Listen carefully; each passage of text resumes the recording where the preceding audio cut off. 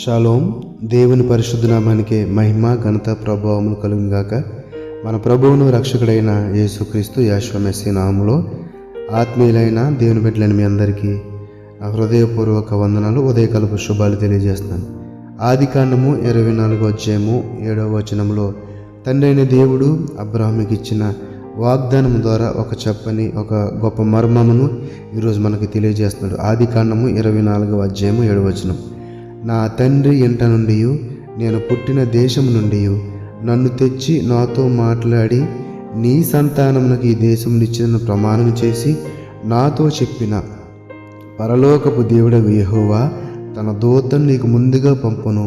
అక్కడి నుండి నీవు నా కుమారునికి భార్యను తీసుకుని వచ్చేదు అని అబ్రహాము తన దాసునితో చెబుతున్న సందర్భంలో ఈ యొక్క మాటను మనము చూడగలుగుతున్నాము. అయితే అబ్రహాము యొక్క జీవిత చరిత్ర మనం చూసినట్లయితే అబ్రహాము తండ్రి అయిన దేవుని మాటకు లోబడి, ఆయన చిత్తమునకు లోబడి ఈ దేశంను విడిచి నేను చూపించి దేశమునకు వెళ్ళు, పాలు తేనెలు ప్రవహించే దేశం వెళ్ళు, నిన్ను విస్తరిస్తాను, నిన్ను మేలుతో నింపుతాను, దీవిస్తానని చెప్పినప్పుడు అబ్రహాము ఎదురు చెప్పకుండా దేవుని యొక్క మాటకు లోబడి ఆయన చిత్తమునకు లోబడటం వల్ల అతను ఎంత ఆశీర్వదించబడ్డాడో, ఎన్ని గొప్ప మేళ్లతో నింపబడ్డాడో మనం అందరం కూడా ఈ యొక్క పరిశుద్ధ గ్రంథంలో చదివి తెలుసుకున్నాం. కాబట్టి పిల్లరా, ఇక్కడ చూస్తున్న మాట చూస్తే ఇక్కడ చెప్పబడిన మాట, నీ సంతానమునకు ఈ దేశమునిచ్చేదనని ప్రమాణం చేసి నాతో చెప్పిన పరలోకపు దేవుడగు యెహోవా తన దూతను నీకు ముందుగా పంపును. అయితే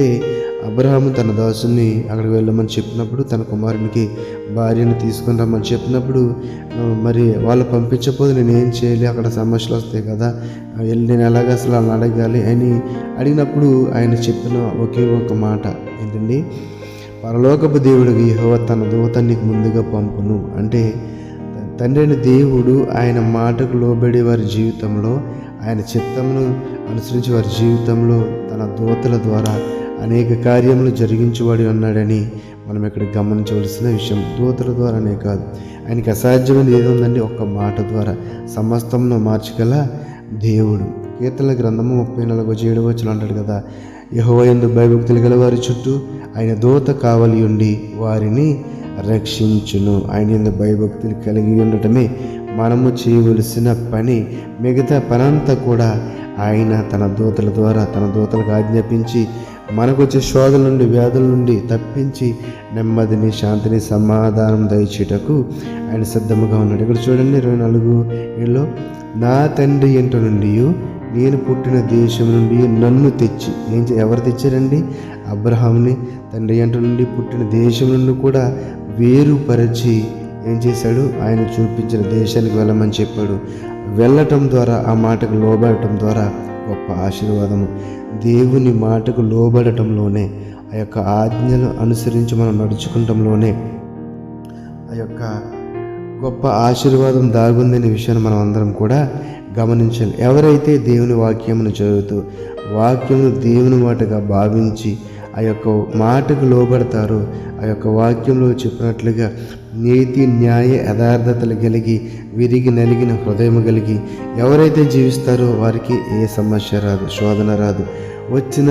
శోధన వచ్చినా కూడా, సమస్య వచ్చినా కూడా తండ్రి ఆయన యొక్క దూతల ద్వారా ఆ సమస్య నుండి మనం ఎలా తప్పించబడాలో ఆ జ్ఞానమును మనకు దయచేయటకు సిద్ధంగా ఉన్నాడు. కాబట్టి మనము చేయవలసిన పని ఏంటంటే, మనమందరము కూడా ఆయన మాటకు లోబడాలి, ఆయన చిత్తమునకు తల వంచాలి. అబ్రహాము జీవితంలో అబ్రహాము మేలు పొందుటకు, దీవించబడుటకు, ఆ యొక్క విస్తారమైన సంతానం పొందుటకు ఒకే ఒక కారణం ఏంటి తెలుసండి? ఆయన మాట విన్నాడు, ఆయన మాటకు లోబడాడు, తిరస్కరించలేదు. నేను ఎందుకు వెళ్ళాలి ప్రభువా, నా సొంత గృహాన్ని, నా బంధువులను, నా మిత్రులను విడిచి ఎందుకు వెళ్ళని అడగలేదు. ఆయన చెప్పాడు, చేశాడు, అంతే, దీవించబడ్డాడు. మనం కూడా ఈరోజు ఆయన యొక్క వాక్యం ద్వారా ఎన్నో విషయాలను మనం నేర్చుకుంటూ ఉన్నాం. మనం చేయవలసింది ఏంటంటే ఆయన చిత్తానికి తలగ్గాలి, ఆయన మాటకు లోబడాలి, ఆయన యందు భయభక్తులు కలిగి జీవించాలి. ఇక్కడ చదవం కదండి 34:7లో, యెహోవా యందు భయభక్తులు గల వారి చుట్టూ ఆయన దూత కావలి ఉండి వారిని రక్షించును. కాబట్టి ఆయన దూతలే మనం రక్షిస్తే మనం చేయవలసింది ఆయన భయభక్తులు కలిగి జీవిస్తూ ఆయన మాటకు లోబడుతూ ఆయన నామాన్ని స్తుతించడం, ఆరాధించడమే అట్టి కృప దేవుడు మనందరికీ దయచేయను గాక. ఆమేన్. పరిశుద్ధుడ మహోన్నతుడ మమ్మల్ని కన్న తండ్రిని పరిశుద్ధమైన నామానికి వందనాలు, స్తుతులు, స్తోత్రాలు. నన్ను అబ్రహాము జీవితంలో మీరు చేసిన మేలు దీవులన్నిటి వెనుక కూడా ఆయన నీ మాటకు లోబడటంలో ఉన్న ప్రభా, ఆ గొప్ప మర్మంను ఈరోజు మాకు తెలియజేశారు. మేము కూడా నీ మాటకు లోబడి నీ చిత్తంలో అనుసరించి నీ అధికారంలో ఒప్పుకొని నీ భయభక్తులు కలిగి నీ దీవెనలో మేలు పొంది కృపను దయచేయమని నజరేయుడైన యేసుక్రీస్తు యెషువా మెస్సీయ నామములో ప్రార్థన అడిగి వేడుకొనుచున్నాము తండ్రి. ఆమేన్, ఆమేన్. షాలోమ్. అందరికీ వందనాలు. Praise the lord.